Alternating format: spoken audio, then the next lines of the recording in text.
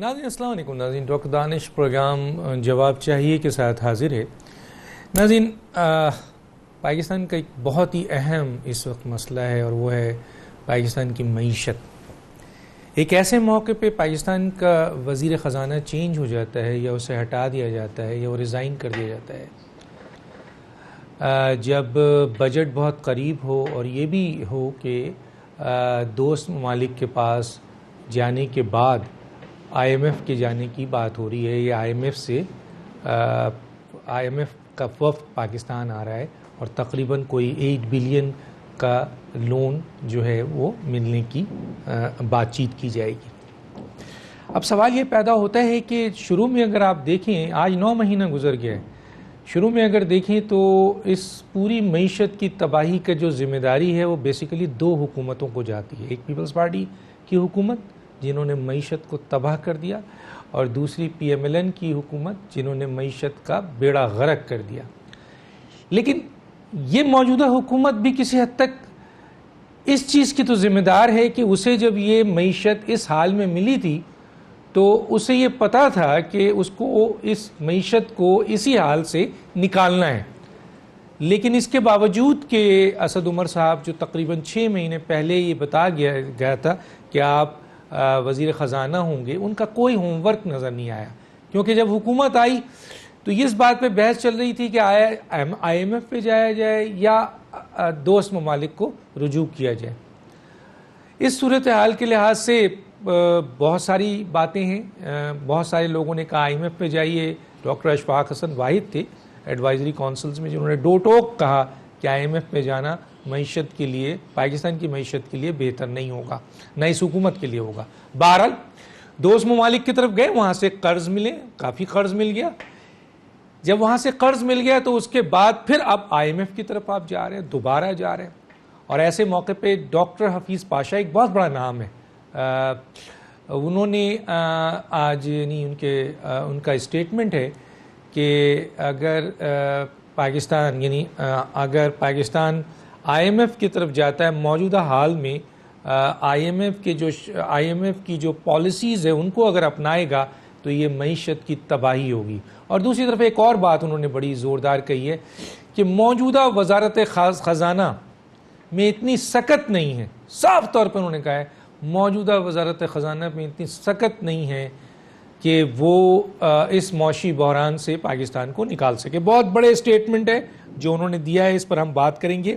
اور بہرحال یہ بھی ہم معلوم کرنا چاہتے ہیں کہ جو نئے وزیر خزانہ آئے ہیں جو ایک دم آ گئے ہیں, حالانکہ یہ وزیر خزانہ پاکستان میں رہتے نہیں ہیں, اگر 30-40 سال کو دیکھیے آپ تو یہ رہتے ہی نہیں ہیں, لیکن ایک دم ٹپک جاتے ہیں. یہ ٹپکنے کا لفظ میں لے رہا ہوں کہ ایک دم ٹپک جاتے ہیں. تو یہ کہاں سے آتے ہیں اور یہ کیا کریں گے اس وقت موجودہ حالات میں جب بجٹ آ رہا ہے, آئی ایم ایف جو ہے وہ آ رہا ہے, آئی ایم ایف کا قرضہ سامنے بات ہو رہی ہے, کن شرائط پہ ہو رہی ہے, اپوزیشن ایک سوال اٹھا رہی ہے کن شرائط پہ دیا جا رہا ہے.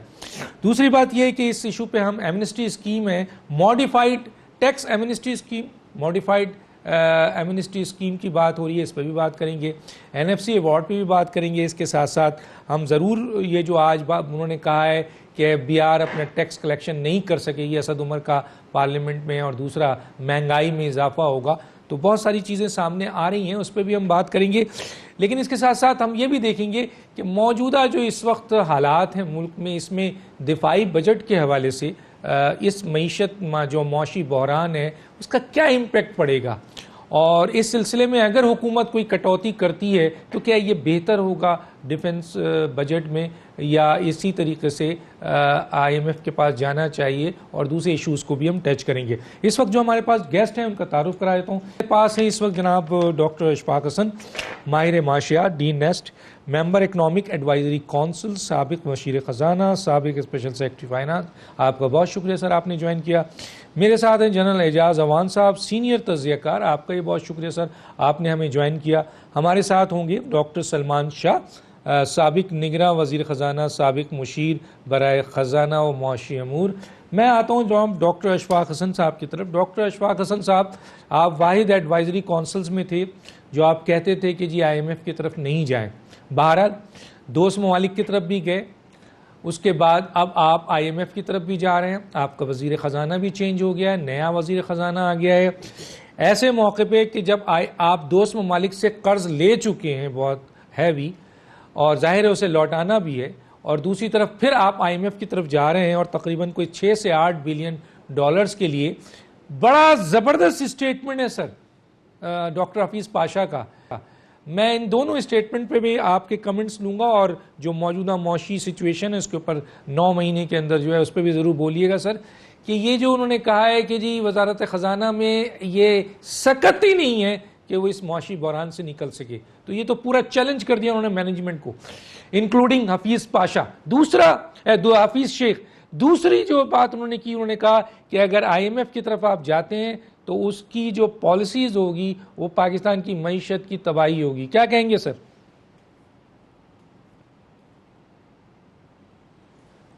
میں یہاں تھینک یو ویری مچ. آج آپ پروگرام ایک ایسے اسٹیٹمنٹ سے شروع کر رہے ہیں, یہاں سے میں کہوں گا کہ بدلتا ہے رنگ آسماں کیسے کیسے. یہی حفیظ پاشا صاحب تھے جب اکنامک ایڈوائزری کاؤنسل کی میٹنگ میں ان کو بلایا گیا. یہ حالانکہ ممبر نہیں ہیں اکنامک ایڈوائزری کاؤنسل کے, یہ اور شاہد کاردار صاحب, چونکہ میں پہلے ہی بتا چکا ہوں کہ یہ میچ فکس تھا, اور اسد عمر صاحب نے میچ کو فکس کیا ہوا تھا. تمام جو اکنامک ایڈوائزری کاؤنسل کے ممبر تھے ان کو پرسنلی فون کر کے کہا تھا کہ آئی نیڈ یور سپورٹ, یہ ڈاکٹر اشفاق ہمیں روک رہا ہے آئی ایم ایف میں جانے سے, تو آپ کے سپورٹ کی ضرورت ہے, ہیلپ کی ضرورت ہے. صرف یہاں بس نہیں کیا, انہوں نے حفیظ پاشا صاحب کو بھی بلا لیا اور شاہد کاردار صاحب کو بھی, اور ان کو بھی یہی کہا کہ آپ کی ہیلپ کی ضرورت ہے. تو جب مجھے پتہ چلا تو میں نے حفیظ پاشا صاحب سے پوچھا کہ بھئی آپ بھی سنا آ رہے ہیں؟ تو انہوں نے کہا کہ ہاں بھئی انہوں نے بلا لیا ہے کہ I need your help, I need your support. تو میں نے کہا کہ آپ کیا ہیلپ, آپ کیا سپورٹ کریں گے, کہ ہمیں جانا چاہیے آئی ایم ایف میں؟ نہیں, یہ کیسی بات کر رہے ہیں کہ آئی ایم ایف میں جانا چاہیے. میں تو یہ پوچھوں گا کہ آپ نے اب تک کیا کیا ہے آئی ایم ایف میں نہ جانے کے حوالے سے, اور آج ہم نے کون سا فیصلہ کرنا ہے کہ ہمیں جانا ہے یا نہیں جانا ہے. یہ سپٹمبر 2018 کی بات کر رہا ہوں, اگست میں یہ حکومت آئی تھی. تو جب 2-2.5 گھنٹے کے بعد جب میٹنگ شروع ہوئی تو 1-2 پریزنٹیشن تھا, ایک گورنر اسٹیٹ بینک نے دیا, ایک میں نے اپنا خیال تھا, چونکہ میرا بالکل ڈیفرنٹ ویو تھا تو I had to make a presentation. تو اس کے بعد جب سوال و جواب شروع ہوا, باقیوں سے بھی وزیر اعظم نے اس کو چیئر کر رہے تھے وزیر اعظم, تو حفیظ پاشا صاحب سے جب کہا گیا تو حفیظ پاشا صاحب نے کہا کہ سر آپ کو تو بہت پہلے چلا جانا چاہیے تھا, آپ نے تو دیر کر دی ہے, اور آپ کے پاس کوئی آپشن نہیں ہے, آپ جائیں, اور آپ جتنی جلدی جائیں گے اتنی جلدی آپ اس دلدل سے نکلیں گے. اچھا, میں حیران ہو گیا کہ ابھی تو 2 گھنٹے پہلے انہوں نے کچھ اور بات کی, ابھی کچھ اور بات کر رہے ہیں, اور آج دیکھیں کہ آج وہی اسٹیٹمنٹ کہ جو اگر پاکستان جائے گا تو اکانومی تباہ ہو جائے گی اس کی. اور شاہد کاردار صاحب کہتے ہیں کہ ہمارا ایف بی آر ٹیکس کا نظام تباہ ہو جائے گا. بھئی یہ تو یہاں کی جو ان کی وہ ہیں ریزیڈنٹ ریپ, ان کو ایڈوائز کرتے رہے ہیں شاہد کاردار صاحب, لکھ کے دیتے رہے ہیں جا کر کہ تم نے کیسے کرنا ہے, کیا کرنا ہے, کیسے ٹیکس کے نظام کو بہتر کرنا ہے. اور اب کہا کہ آپ جائیں گے تو ایف بی آر کا ٹیکس کا نظام ختم ہو جائے گا, تباہ ہو جائے گا. کوئی کہہ رہا ہے کہ اکانومی برباد ہو جائے گی. ارے خدا کے بندو, اگر اس وقت جب میں اکیلا لڑ رہا تھا اس ہال میں, اگر آپ بھی کھڑے ہو جاتے دونوں, یہی باتیں اس وقت بھی کر دیتے کہ اگر آپ آئی ایم ایف میں جائیں گے تو آپ کی اکانومی تباہ ہو جائے گی یا آپ کا ٹیکس کا نظام تباہ ہو جاتا, تو آج شاید وزیر اعظم اور کچھ سوچتے اور ہم کسی اور جگہ پہ آج کھڑے ہوئے ہوتے. لیکن وہاں پر کیا باتیں اور ابھی کیا باتیں, مطلب I don't know how to trust people. آپ یقین کریں کہ مجھے بڑی حیرانی ہے کہ کس پہ اعتبار کیا جائے, کب اعتبار کیا جائے. میں تو کہوں گا وزیر اعظم صاحب سے اس پروگرام کے حوالے سے کہ سر آپ کو یاد ہے کہ کیا کہا تھا انہوں نے اور آج کیا اسٹیٹمنٹ ہے. اور اسد عمر صاحب آپ نے تو میچ فکس کیا تھا, آپ دیکھیں کہ اس وقت کیا کہا تھا اور آج کیا کہہ رہے ہیں. تو یہ آپ لوگوں کو بھی سوچنا چاہیے کہ کن سے باتیں کرتے ہیں آپ.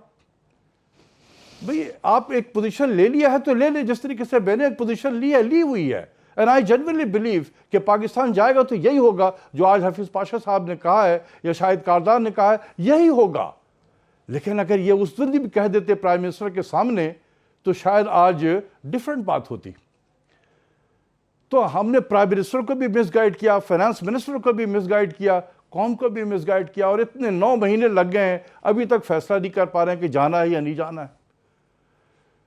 تو یہ مجھے بڑا دکھ ہوا ہے. آپ یقین کریں وزارت انہوں نے ایک اور بات کہی، انہوں نے ایک اور بات کہی ہے سر، انہوں نے ایک اور بات کہی کہ وزارت خزانہ میں جو موجودہ وزارت خزانہ ہے انکلوڈنگ ڈاکٹر حفیظ شیخ، میں ڈے ون سے کہہ رہا ہوں، میں تو ڈے ون سے کہہ رہا ہوں. جی سر. حفیظ پاشا صاحب نے تو آج کہا ہے نا، میں تو ڈے ون سے کہہ رہا ہوں کہ سوچیں آپ خود ذرا. یہ اسد عمر صاحب کو سوچنا چاہیے تھا کہ جب وہ پارلیمنٹ پہ تقریر کرتے تھے، اور بہت شاندار تقریر کرتے ہیں، میں آئی لو ہم the way he speak in the parliament. یقین کریں آپ، اچھے سیاستدان نہیں کر سکتے ہیں تقریر. کہ ہمیں جو اکانومی ملی ہے ہمارے سوچ سے بھی زیادہ خراب ہے. بالکل درست فرمایا تھا انہوں نے. لیکن جنہوں نے خراب کیا دار صاحب کے ساتھ تھے، مفتاح اسماعیل کے ساتھ تھے، شمشاد اختر کے ساتھ تھے، وہی ان کے رائٹ اینڈ لیفٹ آج بھی کھڑے ہوئے ہیں، حفیظ شیخ کے ساتھ بھی کھڑے ہوئے ہیں. یار خدا کا خوف کرو کہ جس کو آپ برا بھلا کہہ رہے ہیں کہ اس نے تباہی پھیر دی ہے، اسی کے ساتھ آپ کے ارد گرد یہ پھر رہے ہیں، وہ آپ کے اوپننگ بیٹسمین ہیں. وزارت خزانہ بالکل ختم ہو چکی ہے. آپ یقین کریں سلمان شاہ صاحب بیٹھے ہوئے ہیں، ان کو پتا ہے کہ ہم نے کس طریقے سے منسٹری فائنانس میں کام کیا تھا. ایک سے ایک افسر تھے جناب، آج بالکل ٹوٹلی ڈیفرنٹ وزارت خزانہ ہے. اور یہ جس طریقے کا پروگرام ہونے جا رہا ہے، یہ ان لوگوں کے پاس بالکل کیپیسٹی نہیں ہے اس کو امپلیمنٹ کرنے کے لیے. نہیں ہے. اس کے اوپر میں آگے بات کروں گا، میں آگے بات کروں گا سر. میں ذرا سا کر کے رکھ لو. ٹھیک ہے.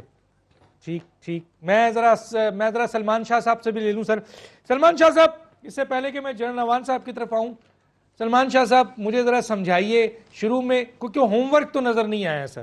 6 مہینے پہلے ان کو پتا چلا تھا ٹیم وہی ہے. ڈاکٹر حفیظ پاشا آ گئے، آپ نے اسٹیٹمنٹ سن لیا. ڈاکٹر حفیظ شیخ آ گئے، ڈاکٹر حفیظ پاشا کا اسٹیٹمنٹ سن لیا، انکلوڈنگ ڈاکٹر حفیظ شیخ. یہ معاشی بحران، ان میں سکت ہی نہیں ہے. آگے چلتے ہیں سر. میں جو ایک سوال آپ کے سامنے رکھ رہا ہوں سر، کہا گیا کہ دوست ممالک کی طرف جائیں گے، IMF کی طرف جائیں گے. اس میں کنفیوژن رہی، آخر دوست ممالک کی طرف چلے گئے، قرض بھی مل گیا، بڑا ہیوی قرض مل گیا. پھر ہم بھاگ رہے ہیں سر IMF کی طرف. IMF کے شرائط، اہم شرائط ہوں گے، اس پہ بھی کوئسچن ہے. کیا کہیں گے سر؟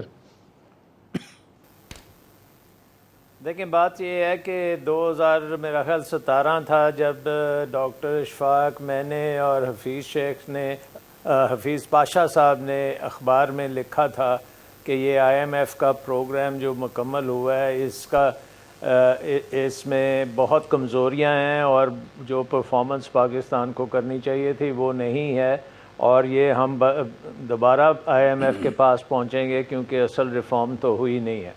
میرے خیال میں میکسیمم جو ہے 2018 جنوری، آج سے 1.5 سال پہلے اگر ہم ریفارمز کر لیتے تو ہمیں IMF کے پاس جانے کی ضرورت نہیں تھی.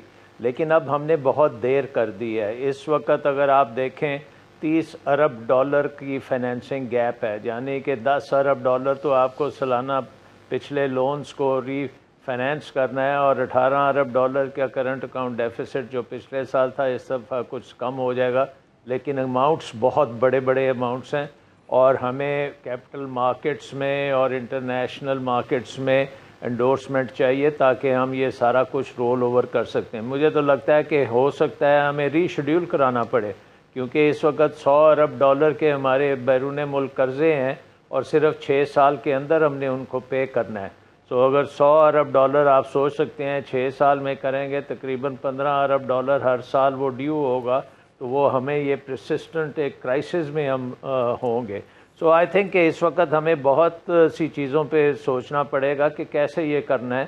اور یہ جو بات ہے کہ منسٹری آف فائنانس میں کیپیسٹی نہیں ہے، بالکل نہیں ہے. وہاں پہ ابھی دیکھیں نئے سیکٹری نئے ہیں، نیا منسٹر آئے ہیں، ابھی 1.5 مہینے تک بجٹ پیش ہونا ہے. اس کے ساتھ IMF کی میٹنگ میں اگر منسٹر جو ہیں وہ 2 ہفتے پہلے آئے ہیں تو وہ کتنی تیاری کر کے آئے ہوں گے کہ وہ ایک اچھا پروگرام نیگوشیٹ کر سکتے ہیں. آئی تھنک اٹ ڈپینڈ کرے گا کہ کس قسم کا ہم پروگرام کرتے ہیں. اگر یہ کوئی ڈرکونین پروگرام جو لاسٹ ٹائم ایک دفعہ VAT جو شوکت ترین صاحب نے کیا تھا پروگرام IMF کے ساتھ نیگوشیٹ, اس میں ایک VAT لگا دیا گیا تھا جو پاکستان کی ڈیولپمنٹ اور پاکستان کے جو کلچر کے بالکل خلاف تھا. وہ اس قسم کی ہماری تیاری نہیں تھی کہ ہم VAT کر سکتے. تو حفیظ شیخ صاحب جو ہیں وہ بڑا اسٹرگل کرنا پڑا انہیں اس پروگرام کے لیے, اور وہ الٹیمیٹلی وہ پروگرام فیل ہو گیا. ایک پروگرام کامیاب ہوا تھا جو ہم نے 2000 میں کیا تھا, 2004 دسمبر 2014 کو وہ ختم ہوا تھا. ختم کیا ہوا تھا, ہم نے پہلے ختم کیا تھا. 2 قسطیں ہم نے نہیں لی تھیں جو ہمیں ملنی تھی, کیونکہ ہم نے تمام ٹارگٹس پورے کر لیے تھے, اور اس کے ساتھ ساتھ ہماری ریفارم پروگرام بہت تیز تھا. کیپٹل مارکیٹس میں ہمارا پریزنس بہت اسٹرانگ تھا. ٹرکی, کولمبیا, دوسری جو ایمرجنگ مارکیٹ کے ممالک تھے, سب سے زیادہ پاکستان کا برانڈ امیج تھا. ہم نے 30 سال کا بھی بانڈ کیا ہوا ہے اس وقت. جو اس وقت پریزیڈنٹ صاحب نے مجھے پوچھا کہ یہ 30 سال کے بانڈ کا کیا فائدہ ہے. میں نے کہا جی یہ آپ 80 سال کے ہوں گے جب یہ واپس کرنا پڑے گا. تو کہتے ہیں اتنا لمبا کیسے ٹرسٹ کر رہے ہیں. تو وہ ٹرسٹ تھا ہماری پالیسیز میں, کیونکہ ہم نے اپنا ایک برانڈ امیج بنا دیا تھا. پوری دنیا کی جو مارکیٹس تھیں اس میں ہماری رپورٹس جاتی تھیں. ڈاکٹر اشفاق جو تھے ان کا کام ہی یہ تھا کہ ہر وقت پاکستان کی اکانومی کے اوپر ان ٹچ رہنا پوری دنیا میں, اور پاکستان انویسٹمنٹ سینٹر بن چکا تھا. پوری دنیا سے انویسٹمنٹ آ رہی تھی. ایک سال میں تقریباً $8 ارب کی انویسٹمنٹ آئی. پورٹ فولیو انویسٹمنٹ بھی آئی اور FDI بھی آئی. اکانومی جو ہے 2004 سے 2008 تقریباً 7% گروتھ ریٹ پہ چل رہی تھی. تو یہ ساری چیزیں اس وقت ہو رہی تھیں, اور وہ ہم نے ایک سکسیسفل IMF پروگرام کیا, اور ساتھ ساتھ اپنی پالیسیز کی, بے شمار اپنی پالیسیز کی. اور IMF جو تھا وہ تو پریشان ہو گیا تھا کہ یہ کیسے اتنے آگے نکل گئے ہیں, کیونکہ ان کی پالیسیز کے مطابق تو ہمیں ابھی سلو ڈاؤن میں رہنا تھا, لیکن ہم بڑی تیزی سے آگے گئے. سو آئی تھنک ڈپینڈ کرے گا ٹھیک ہے کس قسم کی ہم چیزیں نیگوشیٹ کرتے ہیں, کس قسم کی پالیسیز پھر امپلیمنٹ کرتے ہیں. میں نیگوشیشن پہ آؤں گا سر, میں بہت امپورٹنٹ ہے, بہت امپورٹنٹ ہے. ایک بات میں ڈاکٹر دانش آپ کو میں ایک بات کہہ دوں. پاکستان میں اس وقت کرائسس ہے کانفیڈنس کا, اور آپ یہ دیکھ لیں کہ اسد عمر صاحب کے جانے سے مارکیٹ تھوڑی سی اوپر گئی ہے, اور حفیظ صاحب کے آنے سے مارکیٹ پہ کوئی خاص افیکٹ نہیں ہوا, بٹ آج تھوڑی سی گری ہے.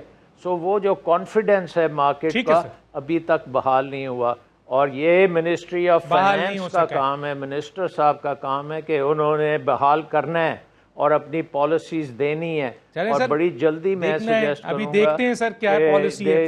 میں ذرا سر جنرل عوان صاحب کی طرف آؤں گا, میں آپ سے بات کرتا ہوں وہ کیا پالیسیز ہیں. بالکل سر, میں یہ شرائط پہ بھی آؤں گا, آپ سے بات کروں گا. جنرل عوان صاحب, پاکستان ایک ایٹمی ملک ہے, بہت بڑا ملک ہے, حالانکہ جس طرح ہماری سچویشن ہے اس میں ہمارا جو ڈیفنس بجٹ ہے وہ دوسرے ملکوں جو ہمارے ارد گرد ہیں, ہمارے دشمن ملک ہے, اس کے لحاظ سے بہت لیمیٹڈ ہے. لیکن اس کے باوجود آپ کیا سمجھتے ہیں جو اس وقت معاشی بحران ہے اس کا امپیکٹ ڈیفنس بجٹ پہ آئے گا؟ اور اگر حکومت جیسے کہ سننے میں آ رہا ہے کہ کٹوتی کرنے جائے گی اگر ڈیفنس بجٹ میں, تو یہ کیا جائز ہوگا؟ کیا کہیں گے سر؟ ڈاکٹر صاحب دیکھیے, بات یہ ہے کہ ہم نے جو اس وقت پالیسیز بنانی ہے, جس طرح ہمارے 2 معزز مہمان کہہ رہے ہیں کہ ہم نے پاکستان فرینڈلی پالیسیز بنانی ہے, معاشی کرائسس بہت گمبھیر ہو چکا ہے, پھر ہمارے میں لیک آف کانفیڈنس بھی ہے, کوئی کلیئر پروگرامز بھی ویزیبل نہیں ہیں, اور ایڈوائزرز تو یہی صاحبان ہیں جو 5, 6, 7 نام جب ہم لیتے ہیں تو ہماری معیشت کے فیصلے پچھلے کئی سالوں سے یہی کرتے آئے ہیں, اور پھر پالیسیز وہی لیڈرشپ بناتی رہی ہیں جن پہ لوگوں نے ووٹ دیے ہیں. اب 2 ہمارے معزز مہمان آج ہمارے ساتھ پروگرام میں بیٹھے ہیں, پھر جب ہم پیچھے دیکھتے ہیں تو یا اسحاق ڈار صاحب تھے, یا شوکت ترین صاحب تھے, یا حفیظ شیخ صاحب تھے. تو یا ڈاکٹر عشرت ہیں, ڈاکٹر شمشاد صاحب ہیں, اور ابھی جو موجودہ گورنر اسٹیٹ بینک ہیں, یہی لوگ ہیں جنہوں نے معاشی ایڈوائز بھی دینی ہے. میں تو کہتا ہوں آج انوائرمنٹ اس لیے بھی آئیڈیل ہے کہ ہمارا پرائم منسٹر وہ ہے جو ایک نان کنزرویٹو پولیٹیشین ہے. وہ اس طرح کی لگی بندی لفظوں کی سیاست نہیں کرنا چاہتے, وہ عملی طور پہ پاکستان کے لیے کچھ کرنا چاہتے ہیں. تو اس وقت جو ان کے پاس ٹیم موجود ہے, یہی ٹیم وہ ہے جو ہمارے پاس ٹیلی ویژن پہ بیٹھ کے بھی قوم کو ایڈوائز کر رہے ہیں, پرائم منسٹر آف پاکستان کو بھی ایڈوائز کر رہے ہیں. تو اینڈ آئی ایم شیور کہ کوئی ایسی ایڈوائس نہیں جس کو پرائم منسٹر آف پاکستان بذات خود ٹرن ڈاؤن کر دیتے ہوں. تو آئی وش اینڈ پرے کہ یہ لوگ بہتر ایڈوائز کریں, اور ہماری لیڈرشپ اس وقت بڑی بولڈ لیڈرشپ ہے. He'll be able to take decision. Now coming to your question, بات یہ ہے کہ اگر ڈیفنس بجٹ میں آپ نے اس میں ریڈکشن کرنی ہے تو ڈیفنس کی پریپریشن, ان کے ڈیولپمنٹل پلانز اور ان کا پوٹینشل ڈیسائیڈ ہوتا ہے ملک کو خطرات کی جواب میں. اگر تو جواب یہ ہے کہ جو ملک کی سلامتی کو خطرہ ہے, چاہے وہ اندرونی ہو یا بیرونی, وہ کم ہو گیا ہے, وہ مینیجبل ہے, اور ہم اپنے موجودہ وسائل سے ہی یا ان میں مزید کچھ کمی کر کے ان خطرات کا مقابلہ کر سکتے ہیں تو بھلے کریں. لیکن اگر یہ سچویشن ہے کہ بیرونی حالات ہمارے قابو میں نہیں ہیں, ایک پلوامہ جیسا انسیڈنٹ ہوتا ہے اور ملک جنگ کے دہانے پہ کھڑے ہو جاتا ہے, اور ایک نیبرنگ کنٹری جو ہم سے آبادی میں 7 گنا ہے, فورس میں 3 گنا ہے, ایئر فورس میں 3 گنا بڑا ہے, وہ آ کے ہمیں بالا کوٹ میں آ کے اسٹرائک کر کے چلا جاتا ہے, تو آپ اس کا جواب نہ دینے کا آپشن تو آپ کے پاس نہیں ہے. تو کہنے کا مطلب یہ ہے کہ آپ اپنی فورسز اور ڈیفنس بجٹ تھریٹ کے ریسپانس میں رکھتے ہیں. اگر تمام ایڈوائزر آرم فورسز ہیں, نیشنل ڈیفنس کمیٹی ہے, اگر وہ لوگ پرائم منسٹر کو یہ کنونس کر لیتے ہیں اور خود وہ فیل کرتے ہیں کہ جو کچھ ہمارے پاس ہے, مجھے ایک چیز کا پتا ہے کہ جو اندرونی خطرات ہیں ان سے نمٹنے کے لیے تو ہم بہت اچھی طریقے سے تیار ہیں, اور کوئی ایسی چیز نہیں جو ہمارے کنٹرول سے نکل جائے انشاءاللہ. لیکن جو بیرونی حالات ہیں ان پہ ہمارا مکمل طور پہ قابو نہیں آتا. کون سی سچویشن ہو, کس تھریٹ کو سامنا کرنا پڑے, اور کس طریقے کا ریسپانس اس کے اگینسٹ پیش کرنا پڑے, اس کو دیکھتے ہوئے فیصلہ ہوگا کہ بجٹ کم کرنا ہے, موجودہ لیول پہ مینٹین کرنا ہے, یا اس کو انکریز کرنا ہے. تو یہ فیصلہ تو تھریٹ کو دیکھ کے ہوگا. اور دوسری بات دیکھنی یہ ہے کہ کیا اس کو آپ بڑھاتے جائیں, دفاع مضبوط کرتے جائیں, ہتھیار خریدتے جائیں, اور 22 کروڑ عوام کو آپ کنگال کر دیں اور ڈی موٹیویٹ کر دیں, تو وہ آپشن بھی نہیں ہے. تو one has to take a very well considered decision کہ ہم نے ملک کو کس سمت میں لے کے جانا ہے. ملک ہوگا, لوگ خوشحال ہوں گے, محب وطن تبھی بنیں گے, اور اگر خوشحال لوگ ہوں گے تو ہمارا اندرونی دفاع کسی طریقے سے اتنا مضبوط ہو جائے گا کہ ہم شاید ڈیفنس بجٹ ریڈکشن کا کچھ سوچ سکیں. لیکن ملک کو مضبوط بنانا ہے سب سے پہلے. ٹھیک ہے سر, ابھی اس اسٹیج پر یہ نہیں ہے کہ آپ ریڈکشن کا سوچ سکیں. ناظرین ایک چھوٹا سا بریک لیتا ہوں, پھر واپس آتا ہوں.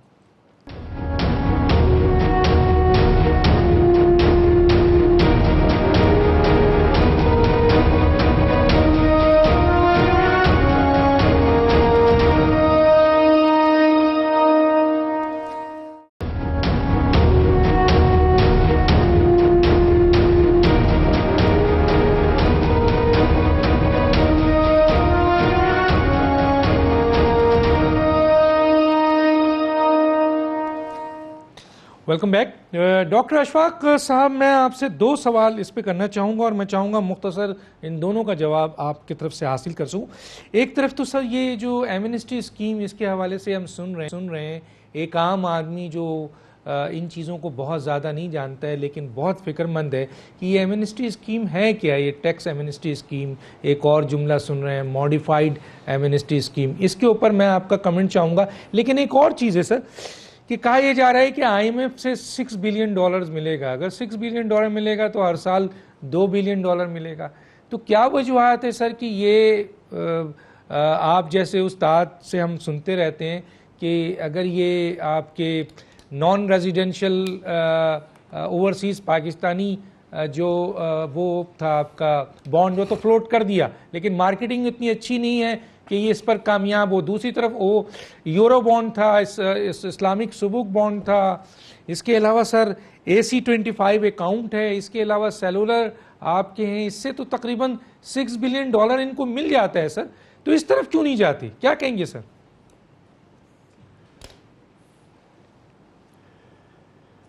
جی پہلے تو میں تھوڑا سا ایمنسٹی کے بارے میں بتا دوں، پھر یہ آپ کے 6 to 8 بلین والے کی طرف آتا ہوں. دیکھیں میں ہمیشہ سے ایمنسٹی اسکیم کے خلاف رہا ہوں، اس لیے کہ میں سمجھتا ہوں کہ یہ آنیسٹ ٹیکس پیئر کے ساتھ زیادتی ہے.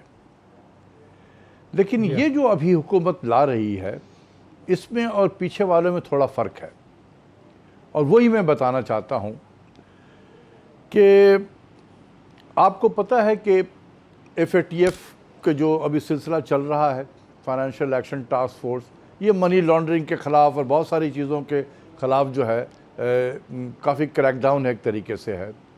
پھر ہم نے OECD کے ساتھ بھی معاہدہ کیا ہے کہ ٹرانسپیرنسی کے لیے کہ جی اگر کوئی ایسے صاحب ہوں گے جنہوں نے پیسہ یہاں سے لے کر گئے ہیں، تو اگر ان کے بارے میں ہم سے کوئی پوچھیں گے تو we are bound to provide them information.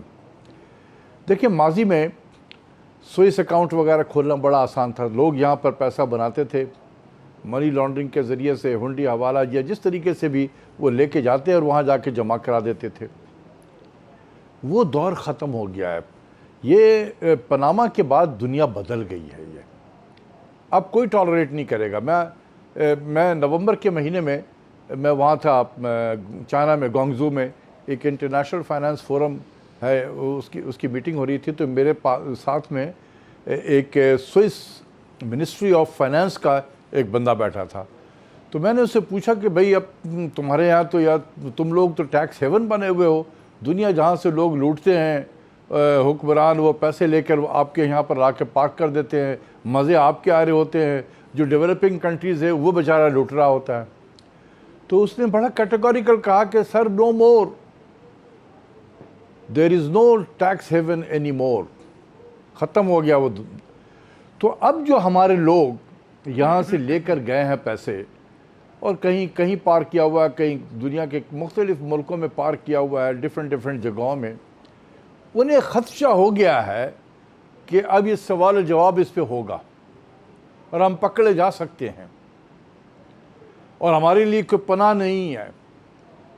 تو اگر پکڑے گئے تو وہ بھی ذلیل ہوں گے، پیسہ بھی جائے گا اور پاکستان بھی بدنام ہوگا کہ یہ پاکستانی تھا وہاں جس نے یہ منی لانڈرنگ میں پکڑا گیا وہاں پر. تو اس لیے یہ وقت کی ضرورت بن گئی کہ جو لوگ لے کر گئے ہیں ماضی میں بڑے طریقے سے لے کے چلے گئے سب، اب وہ لانا چاہتے ہیں کیونکہ باہر میں پیسہ سیف نہیں ہے اب ان کا. تو وہ جب لائیں گے تو وہ اس کے لیے کہہ رہے ہیں کہ جی ہمیں ایک موقع دے دیں تاکہ ہم یہاں لے کر آ جائیں. تو اس لیے میں کہتا ہوں کہ یہ پرانے سے ذرا ہٹ کے ہے، ہمیں دے دینا چاہیے موقع دو وجہ سے. ایک تو ملک کی بدنامی سے بھی ہم بچیں گے، دوسرے کہ یہ لوگ اگر پیسے لے آئیں گے یہاں لا کر تکیے کے نیچے تو نہیں رکھیں گے، یہ انہوں نے لگانا ہے. تو یہ پیسہ اگر انجیکٹ ہوگا اکانومی میں، ایکٹیویٹی ہوگی تو یہ معیشت کے لیے بہتر. تو یہ ہے، اور میں یہ کہتا ہوں کہ ہمیں ایک موقع دے دینا چاہیے. دوسرا آپ نے کہا $608 بلین. ٹھیک ہے، دیکھیں یہ پاکستان کو IMF میں لے کر جانا ایک سازش کے تحت لے کے جایا جا رہا ہے، ایک سازش کے تحت لے کے جایا جا رہا ہے. جس طریقے سے، اور یہ ڈے ون سے میں اپنے پرانی رائٹنگ میں دیکھ رہا تھا، میں جنوری 2017 سے کہہ رہا ہوں کہ this time Pakistan should avoid going to the IMF، کیونکہ یہ دنیا بدل گئی ہے، جیو اسٹریٹجک انوائرمنٹ بدل گیا ہے. پہلے ہم امریکہ کے نان نیٹو ممبر الائی کنٹریز میں شامل تھے، ہمیں بڑی پذیرائی ملتی تھی. آج ہم انڈو پیسیفک الائنس کے اگینسٹ کھڑے ہوئے ہیں، جو چائنا کو انسرکل کرنے کے لیے بنایا گیا ہے. ہم چائنا کے ساتھ کھڑے ہیں. تو دنیا بدل گئی ہے اس وقت، اور ہمیں ہماری جو ٹریٹمنٹ ہوگی IMF کے ساتھ میں بڑی روتھلیس قسم کی ٹریٹمنٹ ہوگی. اس لیے میں بچانا چاہ رہا تھا کہ جی آپ تھوڑی محنت خود کر لو. ڈے ون سے اگر ہم اگر یہ فیصلہ کر لیتے ہیں نا اس دن میٹنگ میں بھی، اگر یہی حفیظ پاشا اور شاہد کاردار صاحب اس وقت میری جو آج جو باتیں کی ہیں اس دن کر لیتے، تو شاید آج اس دن پرائم منسٹر جو ہے اپنے فائنانس منسٹر کو کہتا کہ ہم نے نہیں جانا ہے، تم اپنا پلان تیار کرو، پریپریشن کرو، سب بیٹھ کر کچھ import aggressive import compression policy کرتے، کچھ امپورٹ کو روکتے، کچھ ایکسپورٹ کو بڑھانے کی باتیں کرتے ہیں، کچھ ریمیٹنس کو بڑھانے کی باتیں کرتے ہیں، کچھ یہ بانڈ دیکھیں ابھی جو نان ریزیڈنٹ پاکستانی بانڈ، یہ میں نے کہا ہوا تھا کہ آپ فلوٹ کریں، وہ پاکستان بناؤ سرٹیفکیٹ بنا کر ڈال دیا۔ ابھی میں مسقط میں تھا، وہاں میں نے بہت سارے پاکستانیوں سے بات کی، کسی کو نہیں پتا کہ یہ ہے کیا چیز۔ ٹھیک، تو ہم نے چیزیں مارکیٹنگ نہیں کی نا سر، کہ آپ چائنا میں جا کے بانڈ فلوٹ کریں، مارکیٹنگ نہیں کی، اس کے لیے road show, proper road show کرنا چاہیے، جہاں جہاں پاکستانی بلک میں نہیں کریں۔ یورو بانڈ بھی تھا، اسلامک سکuk بانڈ بھی تھا، یس سر، یہ سارے $6 بلین تو دے رہے تھے۔ میں آگے چل کے بات کروں گا، میں ذرا سلمان شاہ صاحب سے پوچھ لوں، یا وہ بھی فلوٹ کر سکتے ہیں، میں ذرا سلمان شاہ سے پوچھ لوں۔ سلمان شاہ صاحب، بالکل کلیئر کٹ پوچھنا چاہتا ہوں سر، کہ یہ آئی ایم ایف کی طرف جاتے ہیں اور کچھ باتیں آتی ہیں کہ آئی ایم ایف ایسی انفارمیشن مانگ رہا ہے جو ملک کے لیے بہتر نہیں ہے، نہیں دے سکتے، سی پیک کے حوالے سے، چائنا کے حوالے سے، دوسرے لون کے حوالے سے، آخر کیا ڈیمانڈ ہے کہ آپ پیچھے ہٹتے ہیں؟ کیا کہیں گے سر؟ دیکھیں ڈاکٹر دانش، ایک بات ہمیں بڑی کلیئرلی، مطلب یہ تو ایک حقیقت ہے کہ ہمارے پہ اس وقت $100 ارب کا فورن لونز ہیں، اور اس کی میچورٹی جو ہے وہ 6.5 ایئرز ہے۔ اب آپ سوچ لیں کہ 6.5 سال میں $100 ارب جو ہے وہ ری فائنینس آپ نے کرنا ہے، یعنی کہ ایوریج جو ہوگی وہ کوئی $15 ارب لون آپ نئے ایشو کریں گے اور پرانے کو پے آف کریں گے۔ اگر تو آپ کے پیچھے چین کھڑا ہوتا ہے اور وہ گارنٹی دیتا ہے کہ جی میں ایشیا انفراسٹرکچر بینک سے کروا دوں گا، یا میں بریک بینک سے کروا دوں گا، یا اگر جب آپ کیپٹل مارکیٹ میں جایا کریں گے تو میں پورے بانڈز آپ کے اٹھا لوں گا، پھر تو ایک پاسبلٹی بنتی ہے کہ آپ آئی ایم ایف کے پاس نہ جائیں۔ لیکن یہ $6 ارب کی بات نہیں ہے۔ آئی ایم ایف کے ساتھ اگر آپ جاتے ہیں تو آپ کے ساتھ world bank, Asian development bank اور دوسرے انٹرنیشنل فائنینشیل انسٹیٹیوشنز آتی ہیں۔ یہ ڈاکٹر اشفاق کی بات درست ہے کہ اس وقت آپ کی جو ویسٹرن الائنس ہے وہ نہیں ہے، لیکن اب چین کا بھی ان اداروں میں اچھا خاصا اثر رسوخ ہے، اور میرا نہیں خیال کہ یہ ادارے جو ہیں یہ بالکل ہی ایسا نیگیٹو رول ادا کریں گے کہ پاکستان یہ اپنی ری فائنینسنگ نہیں کر سکتا۔ جیسے میں نے پہلے کہا، مجھے تو لگتا ہے کہ آپ کو ری فائنینسنگ کے علاوہ آپ کو شاید ری شیڈیولنگ بھی کرنی پڑے، کیونکہ یہ بڑی میجر آپ کی فائنینسنگ جو ہے گیپس بہت زیادہ ہیں۔ سو آئی تھنک ہمیں کوئی ازمپشنز غلط نہیں کرنی چاہیے، ہمیں ٹیسٹ کرنا چاہیے واٹرز کو، اور جا کے دیکھنا چاہیے کہ یہ انسٹیٹیوشنل ارینجمنٹس جو ہیں اور وہ ساری چیزیں آپ کو دیکھنی پڑیں گی۔ اس کے ساتھ ساتھ پھر آپ کو اندرون ملک بہت سا کام کرنا ہے، اس کو آپ کو کرنا پڑے گا۔ اوورسیز پاکستانیز کو آپ پوری طریقے سے ٹیپ کریں اور وہاں جا کے بھی پراپر طریقے سے ان کے لیے انویسٹمنٹ اپرچونٹیز دیکھیں۔ آپ کی ریئل اسٹیٹ کی انڈسٹری اس وقت ٹھپ ہوئی ہے، کوئی ٹرانزیکشن نہیں ہو رہی، وہیں پہ تو اوورسیز پاکستانیز انویسٹ کرتے تھے، اس کو بھی آپ نے بند کیا ہوا ہے، اور آپ کا ٹیکس کا نظام بالکل ختم ہو چکا ہے۔ سو ہر طرف آپ نے ریفارمز بھی کرنی ہے، ڈیٹ کو ری اسٹرکچر بھی کرنا ہے، اور ڈیٹ کی ری فائنینسنگ بھی کرنی ہے، اور بے شمار چیزیں کرنی ہیں۔ تو ایک چیز آپ کے لیے جو بہت اہم ہوگی، جو ہمارے ساتھ 2004 میں جب ہم نے یہ پروگرام ختم کیا تھا، وہ بہت یوزفل تھی، اور وہ تھی انویسٹمنٹ۔ اگر ہماری فورن ڈائریکٹ انویسٹمنٹ آتی ہے جو کہ ایک نان ڈیٹ فائنینسنگ ہوتی ہے، اور وہ پرائمریلی بے شک چائنا سے آئے، اور وہ آ کے یہاں پہ پروجیکٹس لگتے ہیں اور اس کی فائنینسنگ اس کے ساتھ آتی ہے، تو وہ پھر آپ کے بیلنس آف پیمنٹ پہ اس کا امیڈیٹ امپیکٹ نہیں آئے گا، اور وہ آپ کا فائنینشیل اکاؤنٹ میں آپ اس کو فائنینس کر لیں گے اپنے مشینری امپورٹس اور دوسری امپورٹس جو آپ کو چاہیے۔ سو ایک اسٹریٹجک طریقے سے سوچ کے پورا پلان بنانا چاہیے، ہر جگہ سے جہاں سے آپ فائدہ اٹھا سکتے ہیں، وہ IMF ہے، یہ برک بینک ہے، ایشیا انفراسٹرکچر بینک ہے، چائنا ہے، دوسرے ممالک ہیں، سعودی عربیہ، آپ کو وہ پورا اپنے اسٹریٹجک پلان کے مطابق کرنا چاہیے۔ صرف یہی کہنا کہ جی ہم یہ نہیں کرتے وہ نہیں کرتے، بغیر سوچے سمجھے اگر ہم جائیں گے تو یہ بات صحیح نہیں ہے۔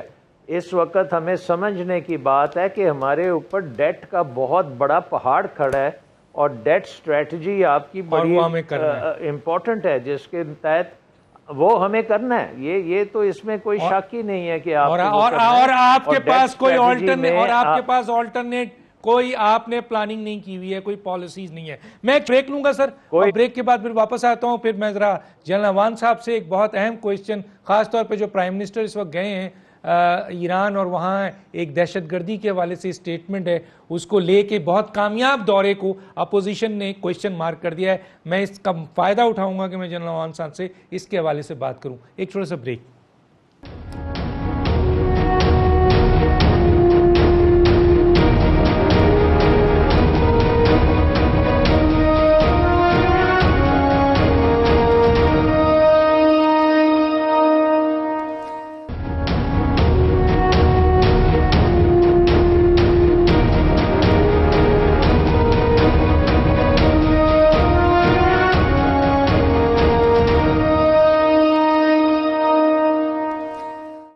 Welcome back.